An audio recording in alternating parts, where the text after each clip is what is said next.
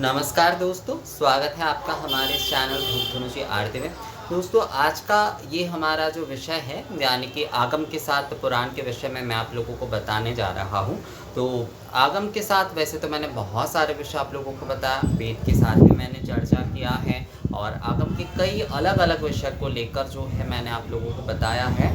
पर आगम और पुराण हमारे जो पूजा पद्धति आदि है, आगम और पुराण इन दोनों के साथ जो है मैंने अलग से वीडियो उस प्रकार से नहीं बनाया है।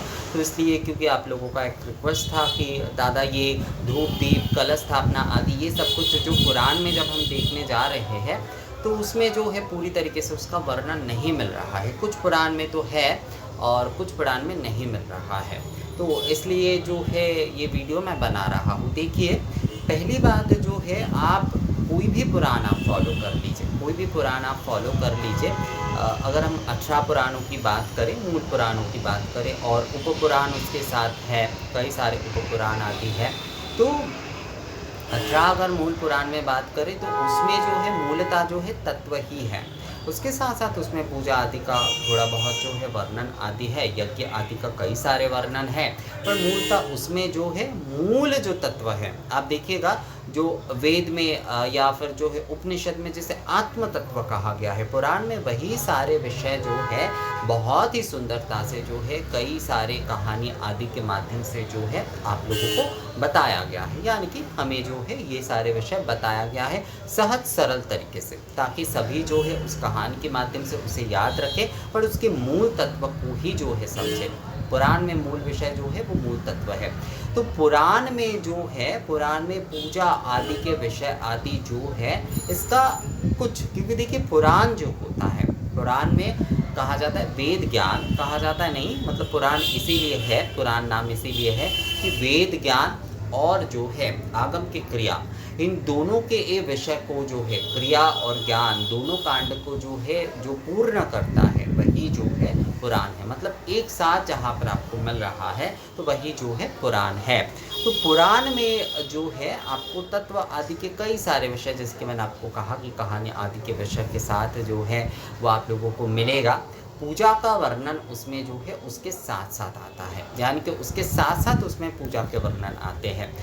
ऐसा नहीं है कि केवल मात्र पूजा के वर्णन आपको वहाँ पर मिलेंगे, पर आगम जो है, आगम में पूरे के पूरे ही जो है पूजा का वर्णन है। यानी कि 80% अगर देखा जाए तो वहाँ पर पूजा का वर्णन ही है और उसके साथ साथ जो भी सारे तत्व पूजा के माध्यम से तत्व आदि को बताया जा रहे हैं कई जगह पर, जैसे कि कई विषय आदि में, जैसे अगर महानिर्वाण तंत्र आदि देखते हैं, कुलार्णव तंत्र आदि देखते हैं तो वहाँ पर तत्व जो विषय है, या फिर जो ज्ञानार्णव तंत्र आदि देखते हैं वहाँ पर तत्व का भी अलग से विषय कहा गया है।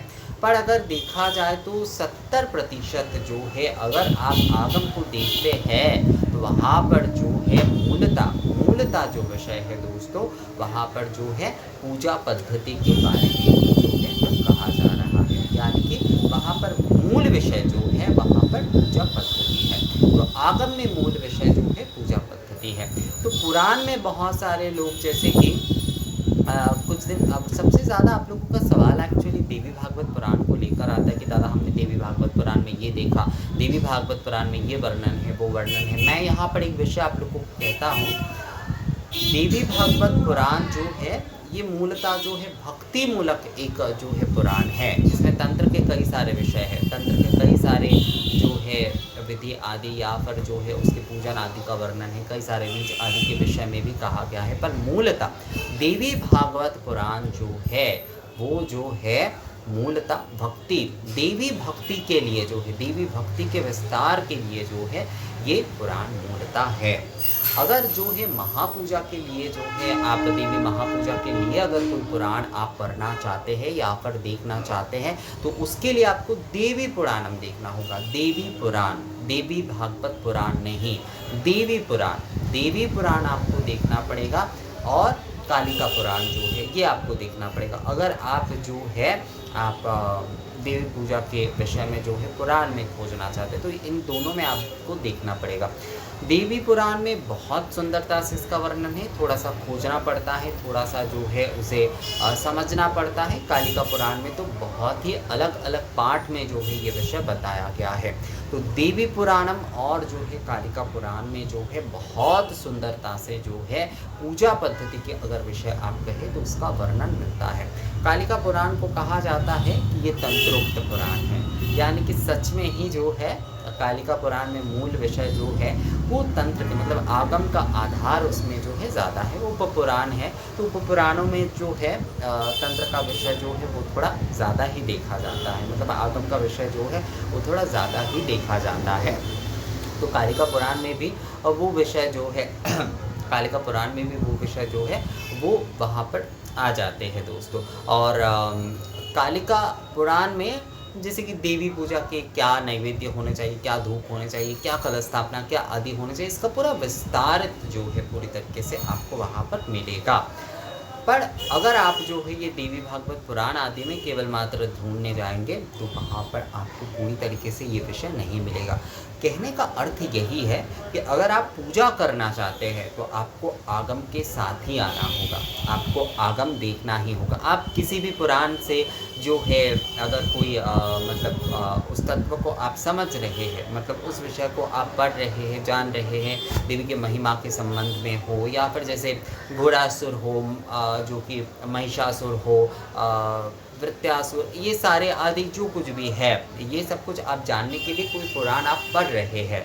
पर जब पूजा के विषय आ रहे हैं तो वहाँ पर आपको आगम में ही आना होगा, क्योंकि कलश स्थापना के सही विधि जो है, या फिर जो है जो कि धूप दीप पूजा आदि कि किस तरह से करना है, कैसे रखना है, कैसे नैवेद्य आदि देना है, किस मंत्र से देना है, ये सभी कुछ जो है आपको विस्तार में आगम में ही मिलेगा, यानी कि तंत्र में ही जो है वो आपको मिलेगा। ये कभी भी जो है आपको पुराण में पूर्णता नहीं मिल सकता। पुराण में इसका कुछ कुछ वर्णन हो सकता है, कुछ कुछ अध्याय में जैसे इसका वर्णन है, पर आगम में जो है यही विषय मूल है, यही विषय जो है पूर्णता चलता है। पूर्णता जो है यही विषय है कि आपको किस तरह से कलश स्थापना करना है, आपको उसके लिए क्या मंडल बनाना है, कलश में आपको क्या देना है, कलश के लिए जो है कौन से पत्ते सही होने चाहिए, उसमें क्या क्या रखना है, उसमें नारियल किस प्रकार का रखना है, उसे धूप दीप से कैसे पूजन करना है, उसे 10 कलाओं का पूजन कैसे करना, अग्नि 10 कला का पूजन कैसे करना है, कैसे कैसे मुद्रा दिखानी, ये सारे के सारे अगर विस्तार में आप जानना चाहते तो आगम के पास ही आपको आना होगा। पूजा पाठ अगर आप जो है पूर्णता करना चाहते हैं तो पुराण के सहारे से केवल मात्र वो नहीं किया जा सकता। पुराण में इसके जो है कुछ विषय वर्णन आदि मिलेंगे। और एक विषय मैं आप लोगों को बता दूं, बहुत सारे आप लोगों को शायद ये नहीं पता होगा, पुराण में जैसे कि देवी भागवत पुराण आदि में भी कई प्रकार के कहे गए हैं, जैसे कि नवरात्रि में 9 दिन किस प्रकार के जो है भोग आदि दिए जाएंगे, या फिर इस प्रकार का। पुराणों में व्रत का, देवी पुराण में भी ये विषय है, व्रत का बहुत ज़्यादा विषय है, यानी कि उसमें जो है ना व्रत के विषय बहुत ज़्यादा है। देखिए ज्वारे आदि ये सारे विषय जो है वो, जैसे कि ज्वार बुनना आदि ये जो है ना उत्तर में ये बहुत प्रचलित है।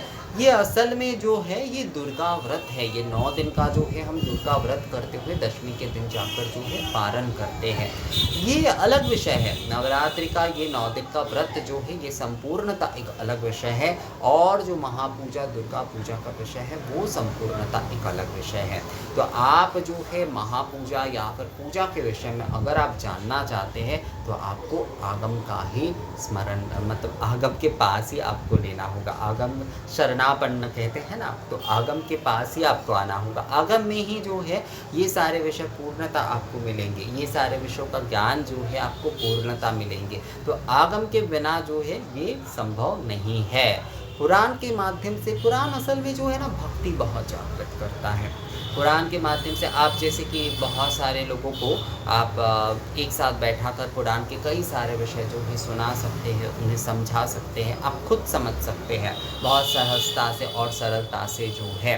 पर पूजा का विषय जहाँ पर भी आ रहा है, पूजा का विषय जहाँ पर भी, वैसे तो देखिए पुराण मत में जैसे कि कालिका पुराण अनुसार पूजा होती है, देवी पुराण अनुसार जो है पूजा किए जाते हैं, बृहदनंदिकेश्वर पुराण अनुसार पूजा किए जाते हैं, मत्स्य पुराण अनुसार जो है दुर्गा पूजा किए जाते हैं। तो इन सारे पुराणों के अनुसार जो है दुर्गा पूजा किए जाते हैं, यानी कि देवी पूजा किए जाते हैं। पर उसमें भी जो सारे विषय है, ये कलश स्थापना आदि से लेकर सभी कुछ जो है, वो अगर आपको सही से समझना है, सही से आपको जो करना है, तो आपको आगम के जो है पास आना ही होगा। मतलब आगम जब तक आपका क्लियर नहीं होगा पूरी तरीके से, आप केवल मात्र पुराण के माध्यम से जो है पूजन नहीं कर सकते हैं। वहाँ से आपको मंत्र मिल सकता है, वहाँ से आपको जो है कुछ विधियों का जो है वर्णन आपको मिल सकता है, क्या देना है क्या नहीं देना, ये सारे हो सकता है। पर उसका ऑर्डर किस तरीके से होगा, किस प्रकार से वो सही में निवेदन करना है, किस प्रकार से वो सही से करना है, इसके लिए आपको आगम के पास ही आना होगा। तो पुराण में जो है यही विषय है। पुराण जो है जो है उसमें ये सारे विषयों का जो है आपको वर्णन मिल सकते हैं, पर उसका ऑर्डर जो है, मतलब किस तरीके से ये क्रिया में करना है, इसके लिए आपको आगम में ही आना होगा। तो पुराण और आगम में अंतर यही है कि आपको वर्णन तो उसमें मिल सकता है, पर उसका ऑर्डर कैसा होगा, किस प्रकार से उसे करना चाहिए, किस विधि से करना चाहिए, किसके बाद क्या करना चाहिए, ये सारे विषय जो है आपको आगम ही बताएगा। आगम में ही जो है आपको ये सारे विषय का जो है वर्णन मिलेगा। तो मुझे लगता है ये विषय जो है आप लोगों को समझ में आ गया है कि पुराण और आगम में जो है असल में अंतर क्या है। तो ये वीडियो कैसा लगा मुझे कमेंट्स करके ज़रूर बताइएगा। मिलते हैं आपसे अगले वीडियो में, तब तक के लिए नमस्कार।